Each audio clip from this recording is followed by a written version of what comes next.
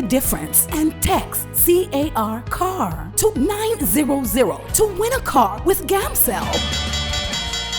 GAMCEL and Rotary Club of Bruceby brings you a chance to win a brand new SUV Corando. The more you text, the more chances you win.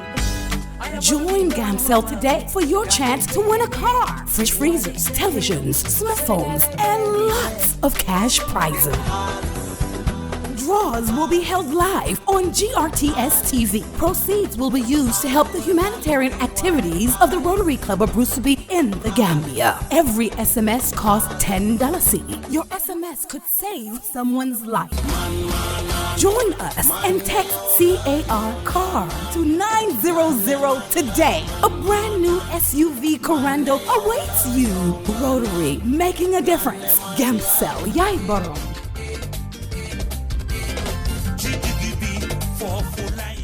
In today's world, everything imaginable is on the internet, which is amazing. And to find anything, it is easy. But that's not the case for Lamin. His standard internet connection is frustratingly slow, unable to focus on important things in life. He can't stream a video or search anything. He is fed up with messages like address is not found, timeout connection, and Internet Explorer cannot find web page. That's when his friend Fatima introduces him to GAMCEL. At GAMCEL, we provide viable, cost-effective, and sustainable internet solutions to businesses and homes. With our nationwide fiber broadband connectivity through EcoOne Gambia project, you can now say goodbye to slow internet. We provide quality services, blazing speed, and amazing customer services. All these at affordable price. Be like Lamin and start using GAMCEL broadband internet today. GAMCEL, creating a brighter future in communication.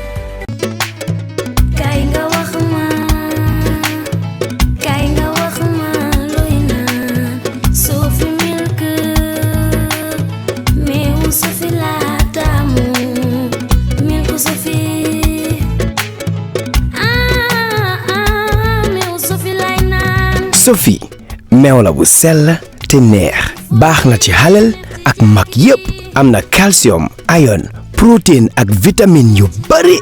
Sophie full cream powder milk la am na 20 gram, 200 gram ak 400 gram ku ko ñam dootu ko bàyyi.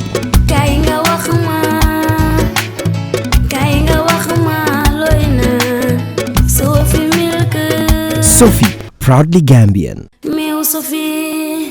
Universal Properties, the dynamic and most trusted agency in real estate and property management. We are here to make housing affordable, accessible for every Gambian, despite their financial status. What makes Universal outstanding in the market is our flexible payment plans. We set standards in sales and letting of quality properties, mortgage, leasing, rentals, property valuation, construction, and many more. All our sites are fitted with social amenities such as schools, water, electricity, praying ground, and a good road network. In Sukuta Phase 1 and 2, Jambanjeli, Sanyang, Brikama, Lamin Daranka, and Gunjur coming up soon. Doing business with Universal Properties, it's a very wonderful experience. Universal Properties, FIB House, Caraba Avenue. For us, every day is a new opportunity to make sure our first impressions are always our best and to see possibilities on the horizon. To make our facilities and services more accessible and find freedom all around us. With a location proximity to active markets, with a liberal air transportation policy. That daily pursuit is how we turn everyday opportunities for you. For all destination marketing support, customized packages for new existing airlines and operators, and for a highly ranked tourist destination, the Gambia Civil Aviation Authority is here to serve. We regulate air transport, operate and manage BIA technical requirements, merged with commercial considerations. We have experienced and well-trained aviation professionals to cater for your needs. For investment opportunities in building airport hotels, shopping malls, playground for children, do contact us on 4472-831 4472-893. Gambia Civil Aviation Authority. We go beyond daily. Stewart & Co. Solicitors, a legal excellence firm in London that can help you with all aspects of your legal work. If you are looking at immigrating to the United Kingdom, Stewart & Co. can help you to set up business, buy houses in the UK, and will deal with all your legal works from start to finish. For all your general immigration work, we can help you with that as well. If you applied for any form of visa, whether student visas, settlement visas, marriage visas, or a child wanting to come to the United Kingdom to settle with the family, we can help you to achieve your goals. Stewart & Co. Solicitors, a legal excellence firm specializing in conveyancing, immigration, litigation, family law, personal injury, licensing, no win, no fee. Contact us today at www.sk-solicitors.com.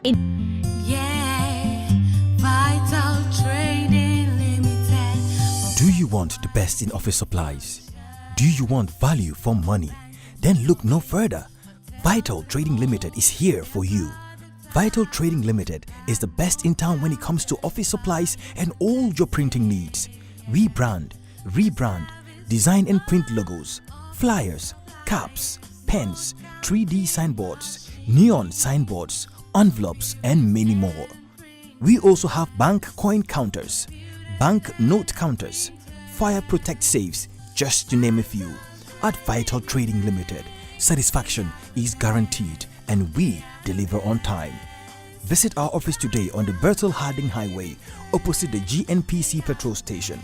Better still, call us on 4498756, 4498962. Visit our website today, www.vitaltradinglimited.com. Want the best in all your office supplies and printing needs? Then come! Can't do small or big projects with the same dedication and commitment as we do. With a reputation as the leading printing company in the country, when it comes to major projects and innovative solutions, we always deliver in high quality, thus receiving the trust and confidence of our clients. From the moment your order is placed to when it is delivered, we believe in exceeding expectations from the sales manager to the production team, the account manager, and the person delivering your material. We have state-of-the-art equipment and a highly experienced and competent workforce that enables us to deliver top quality work on time.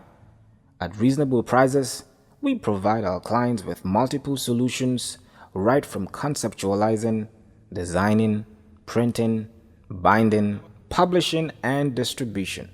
For all your printing requirements, we are strategically located at the Sankumsila Highway, the Gambia Printing and Publishing Corporation. We print what you desire.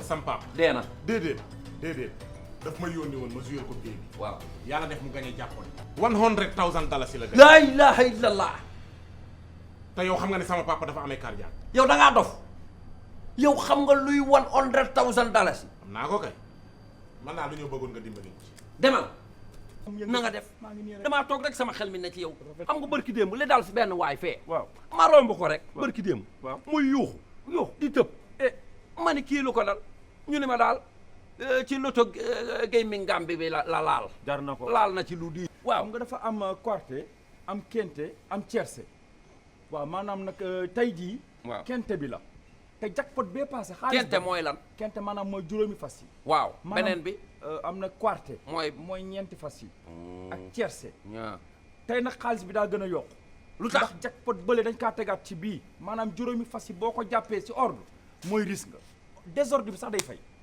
ah bu ma ko jàppoon yooyu moom noonu la demee da ngay dem rek g am na lu ma yaakaar gis naa seen kii yi keesku yu ndaw yi ci biir dëkk bi mais daal dama ni lii moom amul xaalis da nga ciy def sa xaalis del jël wecce rek sànni ko fa xool jëmbat la la ilaha illallah yow li nga wax ni tey ji bu yàlla dogaloon ma gañe ko lu mu gàtt fi mu toll nii boo gañe woon $100,000 waaw nu may def waaw nooy def xam nga yow sama xarit nga waaw damay fexe nga rey say noonu ci nan lu mu gàtt $50,000. Waay!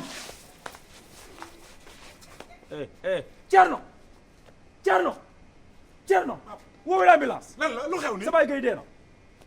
sa papa gay lu ko rey. $100,000 laa ne ko boo ma gàññaloon si li ma la yónni dama ko koy jox mu daanu nii sama kaw. man waxuma ko mu waxee woon la ko noonu yow la ko waroon informé ndax yow yaa ko gañe. yaa gañe jàppal. The Gambia Revenue Authority wishes to inform the general public that income earned from the letting or leasing of property is taxable as per the Income and Value Added Tax Act 2012. In this regard, the general public is hereby informed that payment of rental income tax is an obligation on any person who earns income from letting or leasing properties. All rental income earned from properties in the Gambia is subjected to rental income tax. There are two types of rental income tax. A residential rental income tax charged at the rate of 8% of gross rent received. Commercial rental income charged at the rate of 10% of gross rent received. It is important to note that failure to declare and pay rental income tax is illegal and punishable under the Income and Value Added Tax Act 2012. To pay your rental income tax, rush to the nearest GRA domestic tax office or any of GRA's designated banks. Remember to pay your taxes and on time.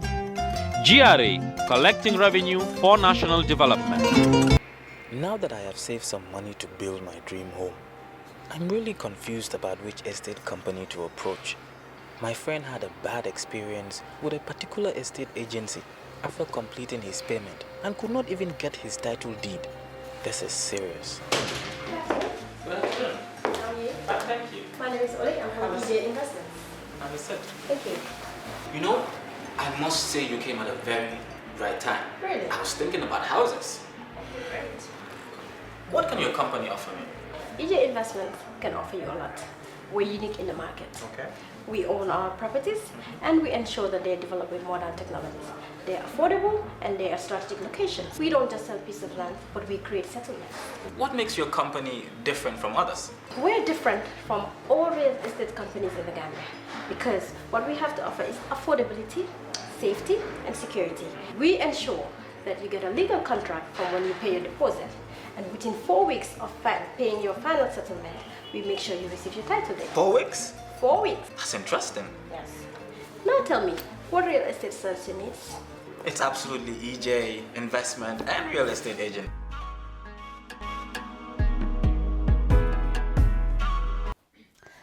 Good evening and welcome to another edition of Kerr Fatou. Tonight we have a wide range of issues that we want to discuss. Of course, the cabinet reshuffle, we have not seen a lot of changes since he took over. Last Friday, we saw a lot of changes that the president did, and we're going to talk about that. To discuss this, Nyang, we have Mr. SAIT MATTY, professor at the University of the Gambia, political professor. Welcome to Kerr Fatou, SAIT. It's a pleasure having you on the show tonight. Thank you, Fatou. It's a pleasure being here as well. And we have NYIMA CAMARA. NYIMA also is from the university, and we want to welcome you on Kerr Fatou, NYIMA. Thank you very much for inviting me. Nyang, tonight we're talking about the reshuffle. First, I want to go through what happened. The Vice President, Kerr Fatou Tambajang, is out. Honorable Ousainou Darboe is in as the new Vice President of the Gambia. Agriculture, Honorable Oji Jallow is out, and we have Lamin Ndiba as the new Agriculture Minister. D.A. Jaw is also out. We have Mr. Ibrahim Silla, who was the Director General of GRTS, is now the Communication and Information Minister. Ousainou, of course, is out, and Mamadou Tangara, who was representing the Gambia at the UN, is now the Foreign Affairs Minister. And Musa Drame is now the Lands and Regional Government Minister. Amadou Sane is now the Trade Minister, and Dr. Toure is at Health. Mambouri Njai, former Finance Minister, is now the Finance Minister. And Haba Drame Sidibe is the Youth Minister. And Safi Low is on Foreign Service, but Dr. Toure is Health. And we have a lot of redeployment also at the permanent secretaries. It's a whole lot of changes. I think it will be interesting to see, to look at these appointments or redeployments. And of course, we know the president has the right, he has the executive powers to make these changes. But as Gambians, we also know some of these changes affect our daily lives. So it will be interesting to discuss, to see really what appointment do we think is good. What are these appointments political? I saw a post from Said MATTY. It was very interesting. So that's the discussion for tonight. Thank you so much, Fatou. I think it's very interesting, and these are interesting times for Gambia. A day in politics is a long, long, long day. And the president is coming of age politically. And secondly, I do believe, I call this the fourth wave. In any administration, be it in the US, in developed countries or underdeveloped countries, you have the fourth wave. The fourth wave are the people you come with. Most of the time you have other considerations that are not logical in bringing those people in.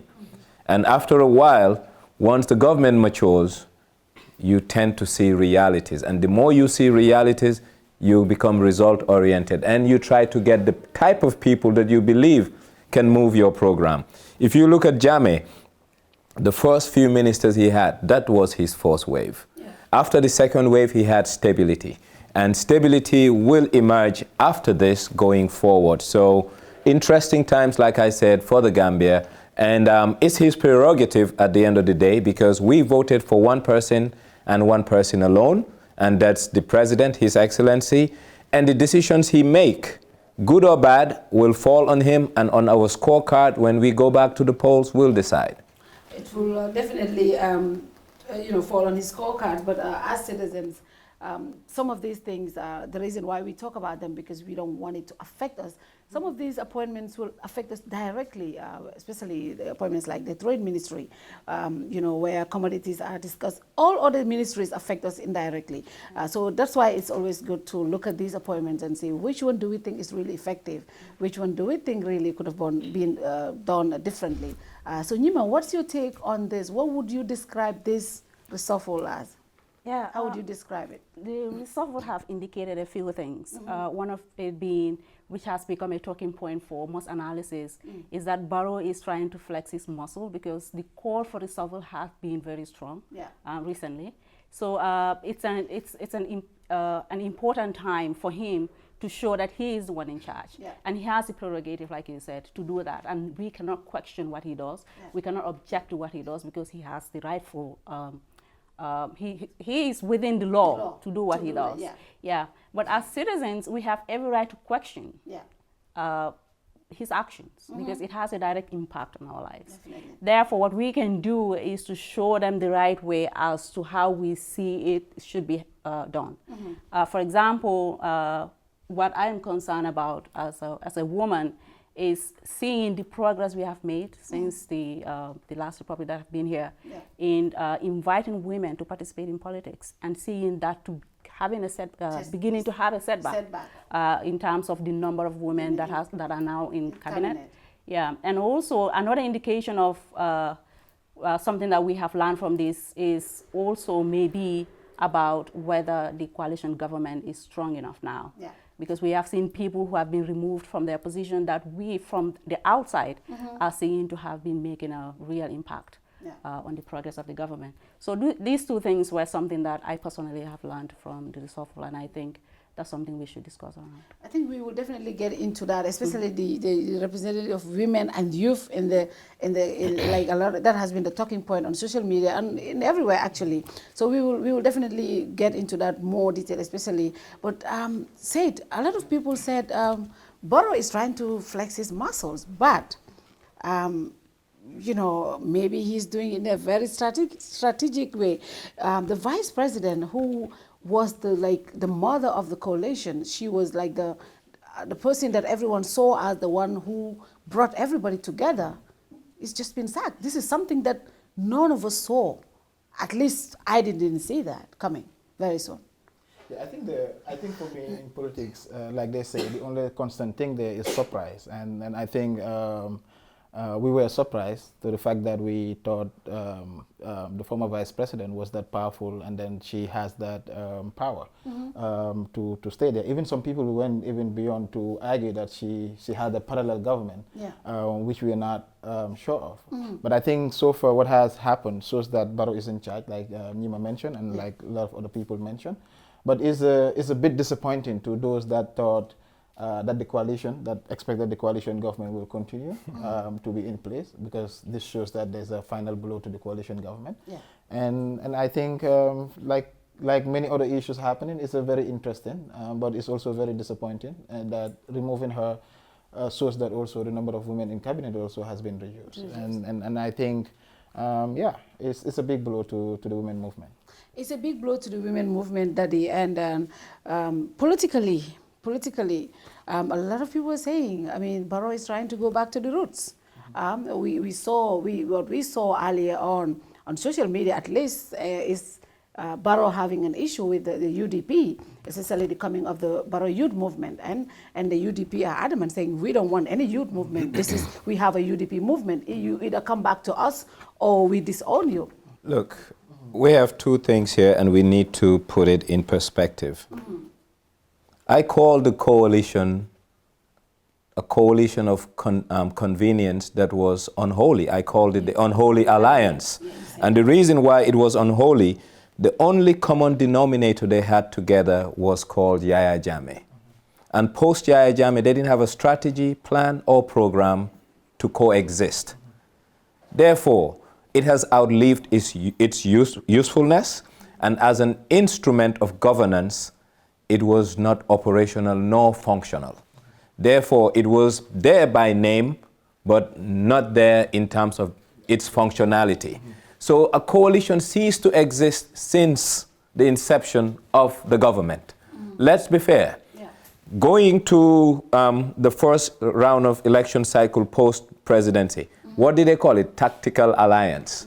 So look, this animal called coalition has been dead for the longest, but Gambians are either in denial or we are not politically savvy to understand that.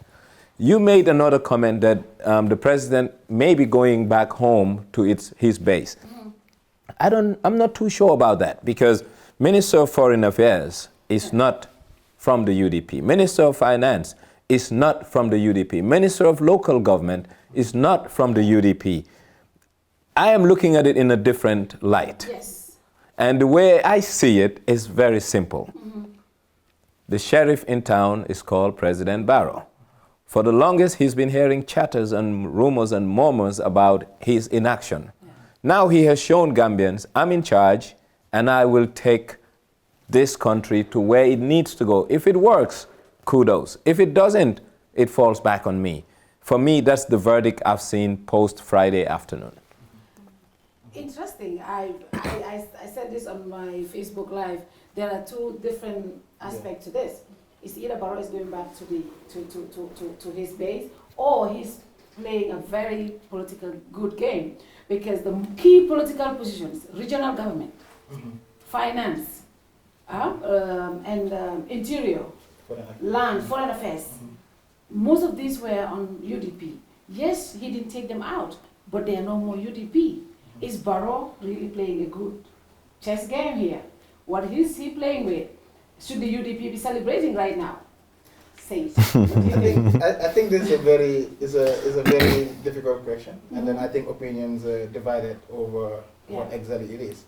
And I think the best way to have an answer is to hear Barrow, give reasons as to why he made all these changes. But then either way you look at it, then you will tend to see some realities that, that this is the plan. Like for instance, if you look at the fact that he's trying to maybe appease UDP, by giving Ousainou Darboe the vice presidency, some people will argue that yes, that's definitely to appease the UDP, because now he has been elevated to another position.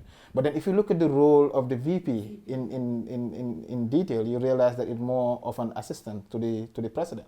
So what kind of role is he having now, apart from being a ceremonial from a ceremonial role, if the president is not there, even though now the office of the vice president has accumulated quite a number of other agencies under it, which somehow can do that. But again, if you look at it from trying to, destabilize the UDP perhaps, like Nyang mentioned, removing them from foreign affairs, from lands, and from all these key ministries also suggests that, these are key areas where anyone that holds it, there is some sense of power in it. Yeah. But so if you remove this party from that, then you realize that, and then you put in people that people feel that you can easily control, then it shows that definitely Barrow is in control, and maybe there's a bigger plan that we are not sure of. And I don't know whether that is to establish a political party or maybe to just run for a second time, because the noise is there, it's loud and clear.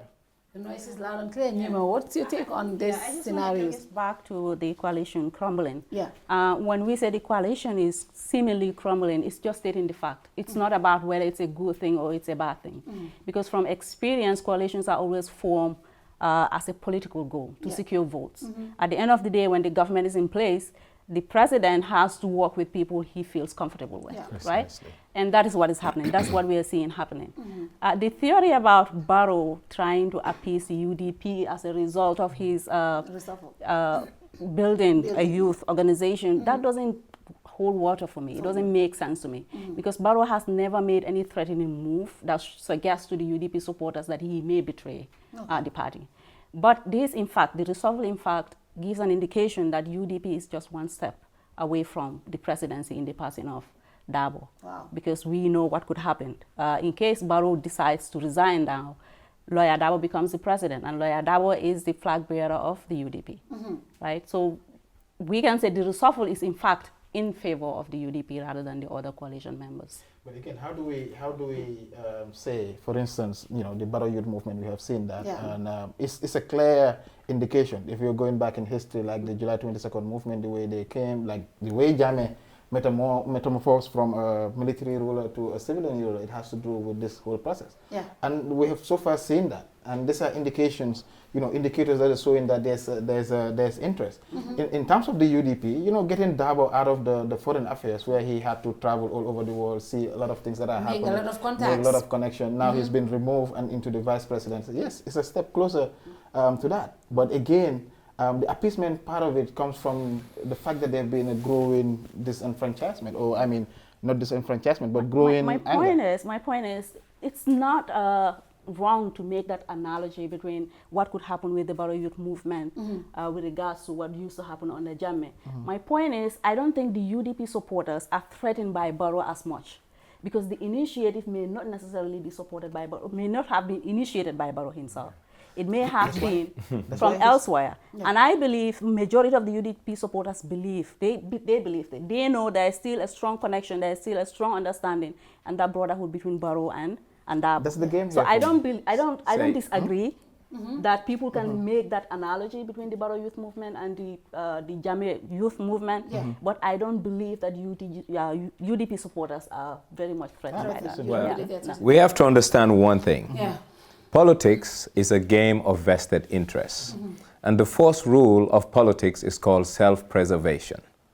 You have to preserve your sanctity, yourself, to be able to be effective and be counted. And the president is nothing but a master tactician who is positioning his personal interests. But I think Gambians are losing the script. We should bring back the discourse to the center. The center is we as a people want a transitional government. A transitional government means institutional reform, legal reforms, constitutional reform, social justice, and equity. These are what's important for any Gambian considering the past 22 years and where we are. The internal squabbles of a party, to me, is a minor interest, and we, the greater good of society, have a bigger interest, and that interest are the legal, economic, social reforms that we need to embark on. And we need to make sure that we don't allow the political class to take us to their politics, but rather the reform agenda that brought us to the hot sun on December 1st. That's where the discourse needs to be. How can we have the reform agendas if we don't have the right people? How do we get the reform agenda if we don't have the right people? That's the issue. That's why we're looking at how do we do that? Right and wrong people. See, we have to understand one thing. Leadership. For us Gambians, we made a choice. The choice was known December 1st. And now he has a prerogative of who he wants to work with. Yeah. That's his choice. Of course. But we will hold him accountable should in case those people don't deliver. But we cannot preempt his choice by stating that this person, like, okay, when the interior issue happened, we made our reservations known. Yeah. But prior to that incident happening, we were fine with it because it was his prerogative. Yeah. Therefore, going forward, I think what we need to do, let's worry more about what's important for the average Gambian. Security, institutional, constitutional, social reforms. This is what we want to see because we're in the process of rebuilding a nation. But if we take our time and energy and focus on the petty squabbles of political infighting, we are not helping our nation. No, I don't think it's petty because the reason is, these people, they have resumes. Why do we go to school? Why do we go to work? Why do we present our resumes when we look for a job? It's because they want to know what you have gone through. What have you done before? It's those histories that people are judged on. Yeah. Like, for example, if you take me to the finance ministry, of course I'm not going. But you have a prerequisite when you're looking for a job. And the thing is also, yes, the president has the right to appoint anybody, and nobody's arguing about that. But we as citizens have the right to scrutinize those appointments, to look at them and see, hey, Mr. President, we think you could have done better with this one. That's what we are doing here right now. I think that is important, Darijai. Those things are very important, NYIMA. Yeah. Right? It's not only about that. I quite we agree. have to understand one thing. Yeah. Governance is a continuous process. Yeah. And we are all involved in this governance. Holding our leaders accountable and making them become transparent with the information and with the management of our funds. Yeah. It's a continuous process. It's an everyday engagement between the governors and the governed. Yeah. So we don't have to wait for the next 5 years or 3 years to hold Barrow accountable for his actions. We do it every day. I quite agree. Another thing we have to understand also here is that the appointments also comes with representation, right? We are thinking about this person who's been appointed in this sector. Yeah. Does he represent the people, the stakeholders, the beneficiaries, the people who are supposed to be under that sector? Yeah. Right? We're talking about there is this huge sector of Gambians who may not have representation in the government. The youth. Who is going to be their voice? Yeah. Who is going to advocate for them? So these are things that we need to question every day, and we don't wait for 5 years. Can I come in? Yeah, go ahead. Today, everyone's talking about the Ministry of Finance. Gambia needs a reform agenda as it relates to our macroeconomic framework. We are not looking for a growth driver. Yeah. We are not looking for someone to grow the economy. We are looking for someone to stabilize and restructure the economy. The choices may be very unpopular, but if Gambia wants to move ahead, we need that bitter pill. And that bitter pill is a champion and an agent of change. You see, I think in choosing people, there are different reasons for choosing them. You can choose someone to grow your economy. You can choose someone to stabilize your economy. You can choose someone to reform your economy. And the position of the Minister of Finance, as I see it today, we need someone who can transform. The position of the Secretary General, as I see it today, is someone who can bring in reform and changes. There are other sectors we may need growth drivers, but there are other sectors we may need reformers. So some of the decisions made depends on the person's lens who is looking. They may not be happy with it because that person may not grow the economy, but may tame the excesses of the economy. And look at debt, for example, right now. It has spiraled beyond control. And Gambia as a country, if it was a business, it will be, below water. So therefore, what kind of a person do we need to have to make sure that the changes we want will take place? So it's very diverse and divergent, but people need to know what is important and urgent. But I'm not, for me personally, I'm not really interested much about the personalities that are involved. Yeah. I don't think that is very important. No. But I think what is happening right now should be everyone should pay attention to it. Yeah. Because what it is doing is that there was an initial agreement, an agreement that people must be consulted when people have been hired, and then when people have been fired. And this is the coalition agreement that we're talking about. But and they that's, said the it seems agreement was not signed. Yes, but then it seems, because this is what the people, you know, it was more like the social contract between the voters and also the ones elected. But now the issue is, and this can lead to a lot of issues. If there is maybe the political squabbles might not be very interesting at this moment or very important to pay attention to. But if there is power struggle, you know, it will, everything that we're working on will, you know, would kind of crumble.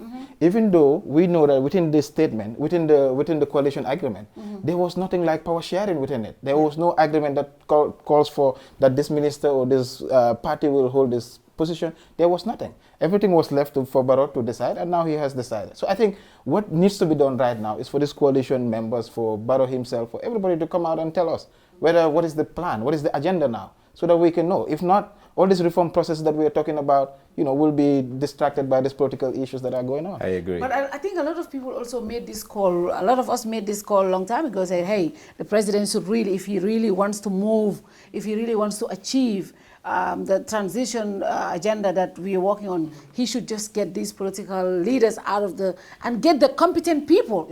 A lot of people made that argument though. From the onset. From the onset, for a lot of people, this was the thinking. Yeah. Like Nyang calls it marriage of convenience. Yeah. Because that was the idea. That at that minute, they wanted to remove Jammeh, but no plan, nothing. You know, was set. Was set for us to how to govern. Yeah. But like, you cannot expect to run a house when there are tens of other people that wants to be in the presidency. Everybody wants to. You know, everybody, like we've seen ministers organizing, you know, press conferences in government offices. You know, there was no link. There was no separation. Between party and then the state, and also there was so lot of miscoordination everywhere. So it was like a mess. Who was driving the country? That was the question. At some point, I personally said, it seems like these people don't really even have I don't want to say lack respect, but they really don't really care, because they didn't think they would be fired. Because the president will make a certain statement and you see some ministers say something differently. So it was like, oh, Baro, So at some point, I think he needed to do this for people to know that this president is really serious about his legacy. I think that was also important, Nyima. Yeah, I think another thing that is important, especially for the citizens to know about, is what was missing with these people that have been removed from their offices. And what can these new people bring that is different from those people what they had. So that, I think when we ask these questions, it's like not about... Let's start with the VP, the vice president, the office of the vice president. I mean, we know the office of the vice president. Ousainou Darboe is the new vice president. What's your take on that? Politically, and obviously, as the vice president technically is the head of the government, do you think that role really suits Honorable Darboe? In terms of qualification, in terms of experience, I would say yes. I would say he is in a right position to do that. Also, what the advantage there is, he has a long-standing relationship with Barrow, and it's important for people who work together to have a cordial relationship. It will be a mess to have two people who who are supposed to be working together and are not working together, and we have seen that happening with one ministry doing something and another ministry refuting what they did, and so on and so forth. So having that rapport, having that companionship between the two people is very important. Another thing with Darboe is that I think he has, in terms of his involvement in politics, he is really mature. And he understands the trend. He has been here during Jammeh's time, so he understands a lot of things that may be missing that he could bring on the table. SAIT, we have a new agricultural minister. OJ has been in agriculture all his life, from Jammeh days, and he is one person that a lot of people have respect for, and especially when it comes to that sector. So it was a big blow to a lot of people that he is no more the agriculture minister. I don't know Lamin Ndiba, his background when it comes to agriculture, but a lot of people said that might be a very wrong move. For quite a number of us, we know OJ, that he has been there during the Jawara days, and then he has run that for a very long time. But then you realize that OJ was also a very strong pillar within the coalition government, like many other individuals that are very strong. So I think the rationale around, you know, removing him could be because Barrow wanted to ease the tension and all those things that are going on. Yeah. But whether this new guy, I don't know him, Yeah. whether they would be... He was the lands Yes, ministry, yes. yeah. Whether he'll be able to definitely transform the agricultural sector is, I think, we'll know in due course. But the most important part is that the agricultural department has been doing poorly for a very long time, and I think it requires, you know, people that will be willing to take up the challenges and then, you know, transform that sector. I tend to disagree, and I will disagree on the agricultural ministry doing poorly. See, in life, the Americans will say you need to put your money where your mouth is. We cannot talk about agriculture if you look at our budget and how much we are plowing back into agriculture. That's number one. Number two, most of these ministries, the ministers are just figureheads. It's the technical class, the technocrats, who really design, implement, and execute programs. The ministers are there to bring vision, leadership, and a bridge between the executive and the technical class, i.e. civil servants. I'm coming there. Yeah. So the way I am looking at it, as I see it, is Gambia as a country, we need to ask ourselves, what is agriculture to us as a nation? That will answer the question, because we've seen that we have invested heavily in security. We have invested heavily in the past in the office of the president than in our food security. And in public policy, there's what we call a lag effect. The lag effect is when you want to see things change, you put the right policies in, but those policies are not instantaneous in terms of public policy dividends. You don't see the gains overnight because it's a slow creeping giant. So even the turn that it needs to take is so slow, it will not happen within a year, 2, or even 3. So the verdict is not out yet whether the tenure of Honorable O.J. Jallow has done good or bad for the Gambian agricultural sector, let alone for us to pass judgment. Notwithstanding, I think the government of the Gambia needs to take agriculture seriously going forward and as a growth driver, both for employment and prosperity and food security for our people. I think me saying OJ is not just to pass judgment, but it's more of to look at the agricultural sector for a very long time. Yeah. Yes, in terms of the budget, we're not investing as much as we should invest in the agriculture. But the agriculture ministry, maybe I'm wrong, but they receive more grants than any other government body. And you know, what is that not part of the whole process of, you know, rejuvenating that agricultural sector, transforming that? You know, there's a lot of money being pumped into that. You mentioned something that's very important, and that is vision and leadership. I think what the agricultural sector lacked, for me, it's not necessarily about funds, it's about programs, tangible programs that employ people meaningfully in the agricultural sector. Today, the agricultural sector is the highest employer, but it is also the most unattractive industry. And the reason why it is attractive is because it's not generating any funds for those who are involved in it. It's not generating any income for them.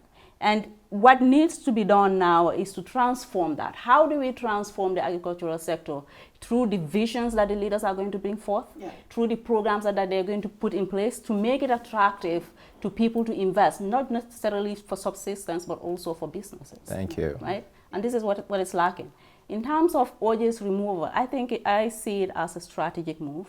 The fact that the recent scandal that he has been involved in, some people would say it's a scapegoating, but I think on Barrow's path, for majority of Gambians, people are not going to question OJ's removal as much as they would, for example, with Madam Tambajang. And that is a strategy to show that the Barrow government is in fact very interested in dealing with corruption. And if that is the case, then I think it pays a score for Barrow. Another thing that I really want us to also talk about is the youth ministry and women's affairs. Honorable Dabo is the women's affairs minister. A lot of feminists say this is a very big blow to women empowerment, and of course the youth empowerment as well. We look at the cabinet. it's like I don't see any youth in the cabinet, and we have good Gambian youth who can really represent us. Recently, you know, we had this argument about the president's youth advisors when we had the Musa Jeng as the presidential youth advisor, and now the youth minister, who was the youth minister, is now the president's youth advisor. And what does all of this tell us about this government's position into youth development and women's development? Yeah. So for me, it's not ordinarily about numbers. Yeah. When we speak in terms of how many women are in cabinet, how many men, as compared to how many men, I think that is reducing the importance of why women should be empowered, why women should be encouraged to participate in politics. And for me, it's about representation. And when we say representation is about experiences. If there is a gap between those who are responsible for your affairs and the people whose affairs you are responsible for, if there is that gap, there can hardly be anything that's going to be done to cater for those people. Yeah. And what we see with the youth representation in terms of the appointment of their ministers and the women is that gap is there, right? There's this huge gap. And when there is a gap, there is a difference in experiences also, there's a difference in realities. What you as an older person experience and what your realities are is so removed from the youth, right? And this is why it's important to have the youth be represented by the youth. And I don't think that from looking at all over the Gambia, you can miss any one person who is capable of manning that position. I think there are a lot of young people, men and women, who can be in that position. Just today we learned that Malaysia has appointed a 25-year-old as their youth minister. And that is something we can do as well. There are competent people that can do that. And boroughs should not be in a position to miss out on any person who can represent that position. The same thing comes back to women representation, right? Again, it's not about a man being the minister of youth and sport, or a woman being, that doesn't matter. What matters is the experience again, right? What are the women's experiences? What are their realities that you as a man could feel as opposed to what the woman being their representation? So that is the question. That's the question. SAIT, what's your take on this one? I think for the women part, I think is symbolic representations are sometimes necessary, especially in a situation where there have been a lot of subjugation for quite some time, but not to be symbolic just for the sense that it is symbolic. I think it should be accompanied with a lot of policies, good policies that will encourage for more people to participate. And I think one thing that I want to mention in this country is that young people and women are entitled in this country because we are part of the process, we are part of the struggle, and we fought at equal length with any sector in this country. You know, Gambian youths are very entitled, and I think quite a number of things that we're seeing right now is because that young people were part of the whole process, the process of change, and then women were part of that. We've seen the CAMARA revolution. We have seen a lot of these whole processes where, you know, women took the lead, and now they want to be part of that process. Now we've made the change. We want to be part of that process that will decide what the future would be. But it seems like young people are not there, especially in cabinet. Then young people, women are no longer there in terms of the required number. That they, even our own ministry, you know, our own ministry is not. Yeah, for me, you know, even if we are not in cabinet, but if the president is looking for someone to advise him on youth affairs, I'm expecting that to be a youth. I think that's where the experience. At least if he wants two people. Because what we see is the president has two advisors. I mean, let one be an older person, but let's have a youth person. No, see, but that's not the problem. I'm just asking. I the mean, problem is. No, what does? Yeah. Okay, go ahead. The problem is public policy should not have discretionary channels, because discretion brings someone's choice and prerogative. That's not what we need. I think everyone is talking about youth, women, youth, women. We need to mainstream youth and youth affairs on all spheres of governance. Ministry of Trade, Ministry of Agriculture, Ministry of Sports. We should not have a standalone Ministry of Youth. We should mainstream youth and youth activities and the promotion of the youth folk in all spheres of government, thereby making sure that the youth cluster, which forms over 56% of this population, are duly represented as it relates to their interests. We look at unemployment as a factor. The youth bear the brunt of what unemployment is. opportunities are far and few for them. So therefore, having a standalone ministry with weak policy is not going to help the youth. What's going to help the youth is to mainstream youth affairs on every aspect of government and governance, thereby making sure that the youths are counted. Because at the end of the day, I'm no longer a youth, but I mean the youth, they are the political capital of this country because they bankrolled the change that happened in Gambia. Yeah. Therefore, they need an equitable slice of the pie we call New Gambia. But that will only happen if we change the way we look at youth as a perspective and mainstream them into all spheres of government. I can agree with you on that, but on the basis that we have representation, youth being represented by the youth. Because the reason why I say this is that for us to have this, we need to have people within that feels or that live those realities, yes. Right? Yeah. If you don't live the reality, you don't know how to deal with it. Yeah. Absolutely. We have to understand, for example, the women policy we have, most of the legal instruments, both international and national, that concerns the women were advocated by the Women's Bureau, right? And under the leadership of a woman, right? When also with the support of the former vice president, being a woman. If, for example, today somebody wants to make a decision about maternity leave or anything that has to do with women and their body or women and their time being spent with their children, it will have to be a woman to know what they need with regards to that. That will not know anything about that. I concur. Yeah, and this is why it's important. It is important. I spoke with one of the youth representatives. I don't know if it is safe to mention his name here. And that he told me what is lacking is coordination. The youth can benefit from most of the projects. Most of the projects that are coming under the ministries, such as Ministry of Agriculture, such as Ministry of Trade and Tourism, and so on and so forth. But that has to be in coordination with the Ministry of the Youth and Sports, right? And that is not happening right now. And even though they are advocating for these things, but it's not happening because they are not within the system. That is, right? Is important. For me, what I see is that this government, I don't think they know the important role that young people, even the demographic dividend that the youth of this country have. And I think for many times, like they don't, I don't think they reflect on issues, youth issues. For instance, you were talking about the advisor, and I saw a post telling young people not to go to the streets and all that. Like, this is somebody telling young people off instead of advising, bringing youth-related policies to government. And what I think the issue what we are facing right now is so messy. Our situation is so messy. But then the next stage of this struggle that we're looking at is the socio-economic issues.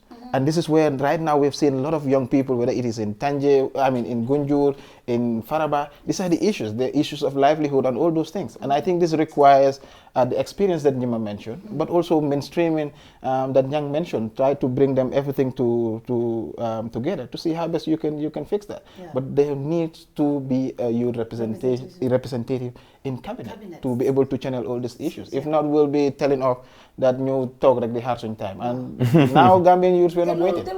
Politically, even for the president, I think politically, if you're looking at rerunning or doing something, I think you need to bring the youth closer. You cannot just tell them to stay away until it's time to go to the polls. The next elections, a lot of these young people will get their voters card. Yes. And that's going to be the weapon. People are energized.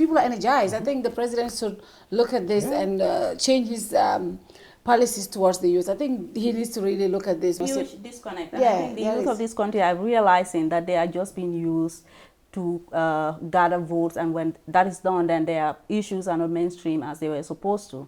And this is what reinforces the disconnect. We have seen it during Jammeh when everybody disenfranchised themselves because they don't feel that their voice matters at all. Right? But now. And during the political impasse especially, we were seeing that enthusiasm with the youth and how ready they were to bring forth the new dispensation. And so if there is a new government that we had great hopes in that would change the status quo as it used to be, and we are seeing them following on the status quo or to reinforcing the status quo, that is going to be a huge blow. And it has already begun to be one. One thing also I want us to discuss is the former Jame ministers in the cabinet. I think personally I've seen a lot of posts, and I think that is definitely wrong. 22 years is a long time, and so many people served in this former government, and I think most of them they were working for the Gambia. People were working for their government, but they were not working for Yaya Jammeh. I think people need to understand that if somebody is really competent enough to hold a position, just because they worked for Jammeh's government, does that mean they should not serve in this government? 22 years is a long time, and so many people worked with the former government. Are we just going to say, let's get everyone that worked with Jammeh out and get new people? Is that how it's going to be like, you know, going forward? There's a different yardstick. Yeah. Look, we have to be fair. Yeah. You know, there's an animal farm syndrome amongst us, the general public. Yeah. Some animals are more equal than others. That's what we tend to exhibit, especially on social media. You know, the yardstick is not the same. For some people, it's cool, it's all right. Yeah. For others, no. We should not only condemn them, but we should just make them extinct. I think the issue here is very simple. Gambia, a small country, limited number of technocrats. This is not the time to cherry pick, unless and until someone has done a flagrant abuse of authority, power, and public resources. Other than that, I think we should embrace the little human resource we have, because we're in the process of rebuilding a nation, and every resource matters and counts. Therefore, I think it would be foolhardy for us to cherry pick and take the people who should drive the reform and the rebuilding agenda and just sit down and say, let's wait until we have people who can do the work. That is foolhardy. What I have to say about that is, I believe in every Gambian being given a chance to work for this country in any position whatsoever, regardless of whether you have served under the previous governments or not. I think also I can sympathize with the people who have a problem with these people being brought back into the government because of the fact that we have two commissions in process, right? We have the TRRC in process, we have the Commission of Inquiry. Who is going to be implicated? Who is going to be vindicated? We are not sure about this thing yet. We don't know what the result is going to be. So people are concerned that the people have the opportunity to manipulate the evidences that could be gathered during these processes. Being brought back into the offices and given this opportunity to do so is something that we should I tend to disagree. And also, I think another reason why people have an issue with this is that we have seen, it has been a recurrent experience with the Barrow government recycling people from the PPP era, from the APRC era. And why not give chance to new people, right? We have done this over and over again. The outcomes have not been very impressive. Give chance to new people, new faces, right? There are a lot of competent Gambian people that we can give the benefit of the doubt to and see what they can do differently. A lot of people said the Commission of Inquiry is useless now. Now that we have people that are going through the Commission of Inquiries and they are now in cabinet, a lot of people argue that. I still believe that until we have any evidence against them, they still should be able to serve. But this is what a lot of people are saying. The commissions, why do we have the commissions anyway? When the people that we are inquiring about are serving in the cabinet or are serving in key government positions. What's your take on that? Well, for me, I don't even know what to think about that issue because it's too long and looks very boring to me at this minute, because it seems like it is repetition, and this is not to to reduce the importance of the commission. But I think sometimes when issues are too long, then people begin to lose attention, and I think that is what is happening to me with the commission. From time to time, I do watch and see what is going on. But like you said, it is in some places maybe there could have been a very urgent or preliminary report by the commissioners to show that these people that are still within the system, there's something about that. But now who knows whether they're repeating the same thing that they've been repeating before. So there's a possibility, because there are no structures, no frameworks to guide, because the whole system that we have before is the same system that we have now. who is saying that it's not normal? Like sometimes here in Gambia, we also believe in this normalcy. That's why it's always very difficult for us to change. We say this is the way we've been doing it, so let's continue doing that way. But for me, again, with the issue whether they're JAME enablers or something, for me that's immaterial, and I think it's not something that we need to debate. We need to debate about that. For me, as long as you're Gambian, and like Nyang said, you've not been found to be engaged in gross human rights violation or gross negligence and all those things, I think you still have the right to serve. And I think I did mention that early on, that every Gambian should be part of this whole process of rebuilding the nation. And I think one point that we need to keep reminding ourselves that this is a point of transition, and the point of transition is about how do we build our nation moving forward. You know, we can continue to fight all along. At the end of the day, we will not get anything. We'll all just go home zero and start complaining about nothing. Finally, so Halifa Sallah, a lot of people said he's vindicated when he said he was not going to cabinet because he doesn't want to be sacked.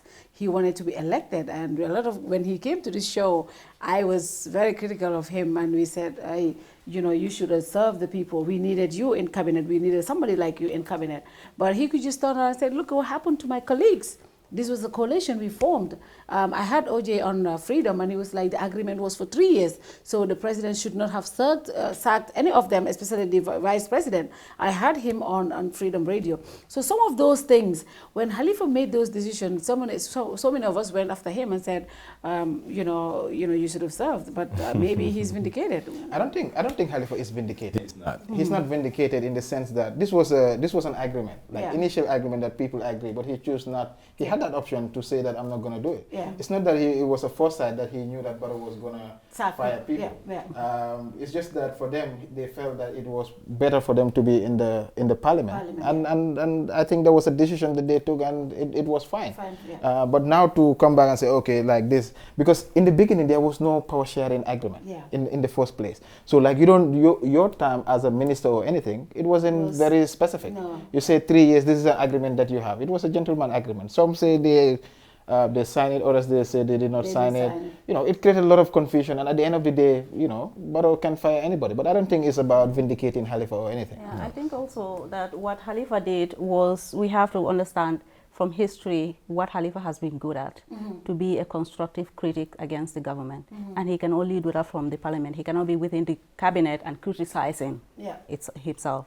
And I think both Halifa and Sidia made their decision based on where they think they fit, where their abilities are, and that is in the parliament. So it may not necessarily be about a political move, foreseeing what could happen, as we have seen with the reshuffle. It may be possible. Well, it's a political move. I think it's a political move, though. Which way you look at it. They might want to be like, maybe we think this government might fail, and I don't want to be part of that failure. I think the primary decision was based on understanding that this is where we belong. This is where I we don't can think so. Change. I believe, and this is my fervent belief as a person talking to Halifa, albeit very brief, that he is a shrewd politician.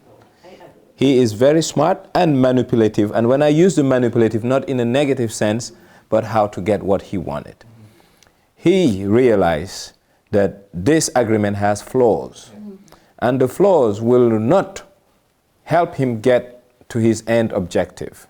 Therefore, what Halifa has done, and he has done a good job at it, is to preserve himself. Politics is about self-preservation. And the first rule of any smart politician is to be insulated from other people's attacks. Halifa, to me, is one of the smartest. And what he has done, what brought them together was smaller than what kept them apart. And what brought them together was JAME. Mission accomplished. And Halifa realized, I cannot cohabitate with these people because we have divergence in thought, and we have divergence in ideology and practice. Therefore, he decided, let me go where I can be an advocate. And that is at the parliament. Now, it's just a deja vu, or I said so, we told you so. That's what people will say. But he didn't have a foresight that this is where they were going to end. But based on what he wanted and the way forward, his trajectory was closer to the parliament than the executive. I'm told we don't have time anymore. I wanted us to say, what's the future for some of these political leaders? What's the future? going back to being opposition? Yeah, we are hopeful. We can rely on Barrow's foresight. He knows, only he knows, why he appointed the minister that he has appointed. What we can do is give them the benefit of the doubt and continue to do our part to holding them accountable and making sure that they serve the people the way that they are supposed to, and give them our support as citizens of this country. Thank you very much, NYIMA and SAIT. Yeah, I think for the political leaders that have been sacked, I think they're politicians. They can go on, continue to politics.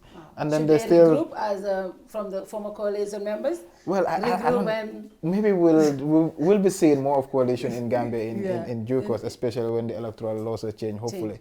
But right now, I think what needs to be done is that, for me, what I think is not about even the politicians, it's about the Gambia. And I think there's a need for us to sit down as people and then discuss, which way forward. Because I feel that this country is very divided at every level that you talk about, whether it's the Gambian inside, outside. We tend to disagree on many issues. And I think there's a need for us to sit down, to dialogue, and there have been quite a number of initiatives, Gambia We Want, and all these different processes, where, the voice of the people, the ordinary person, is kind of channeled so that the government can carry on.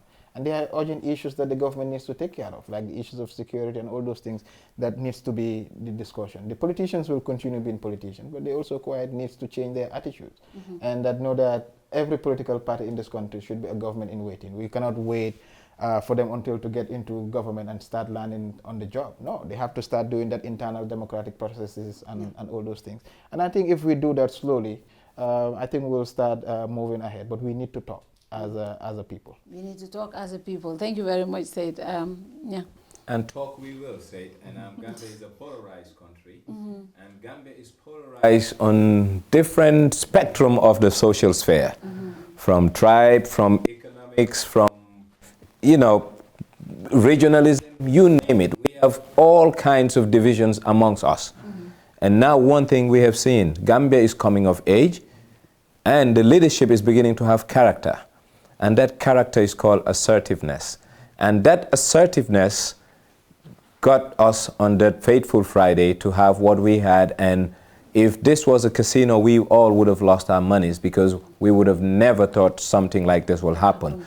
Now, what's next? How are we going to rebuild? And how are we coming back to the center of our reform agenda?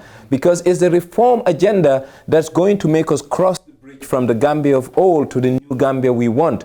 New Gambia up to now is just an ideal. It will be a reality when we put these structures together and we move. My expectation of this government is not to build me kilometers of road, give me better schools or hospitals.